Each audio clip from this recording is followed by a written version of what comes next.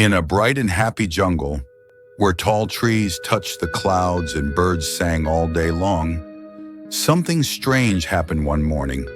The sun didn't shine. The sky wasn't dark with clouds.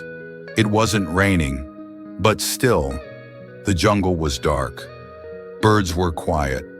Flowers didn't open, and animals whispered to each other. "What's going on?" asked Max, a tiny red ant who lived under a rock near the banana tree. "I think something is blocking the sun," said Bella the butterfly, flying down to land near him. "But what could block the whole sun?" asked Max, eyes wide. "I don't know," said Bella, "but someone has to find out." The big animals just waited. The lions laid in the shade, too sleepy to care. The monkeys stayed in their trees, scared to leave. Even the wise old owl just said, "Let someone else figure it out."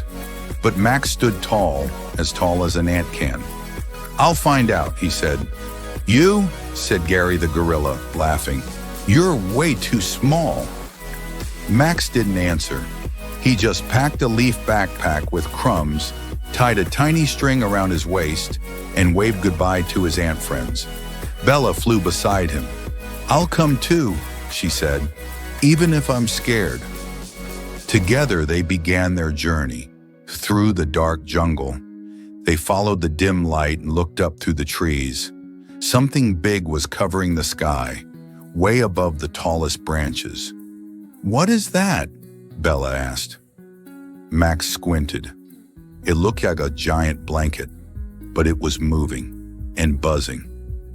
"A swarm," said Max. "A swarm of bees." High above the jungle, a massive group of bees had gathered in the sky. There were thousands, maybe more. Their bodies made a thick wall that blocked the sunlight. "But why are they here?" asked Bella. Max saw the bees flying in circles. "They're looking for a new home," he said, "and they're scared." Just then, one bee flew down. "You can't come close," the bee shouted. "We're protecting the queen." "We're not here to fight," Max said kindly. "We just want to help." Max and Bella followed the bee to meet Queen Beatrix, the royal bee who sat in the middle of the swarm. She looked tired. "There was a fire in our old tree," she said. "We had to leave fast. This was the only place we could find.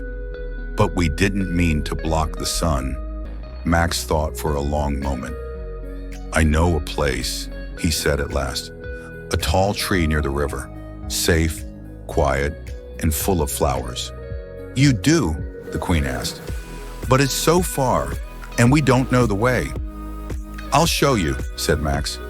"Even if I'm small, I know the jungle better than anyone." Queen Beatrix looked at him and smiled. "You are small, yes, but your heart is mighty." Max led the way. Bella flew high to guide the bees. The swarm moved slowly and carefully, following Max's voice. And when they reached the tall tree near the river, the bees cheered. "This is perfect," said the queen. The bees moved in, and for the first time in days, the sunlight came back. The jungle lit up, flowers opened, animals danced. Max walked back to his rock, smiling. "Guess what?" Bella said, fluttering beside him. "You're the reason the jungle has light again." Max sat down with his ant friends and said softly, "Even small feet can take big steps." Moral of the story. The story reminds us that no one is too small to matter, whether in a jungle or in life. Like Max, we can choose to be the ones who light up the world, even if we start with just a tiny spark.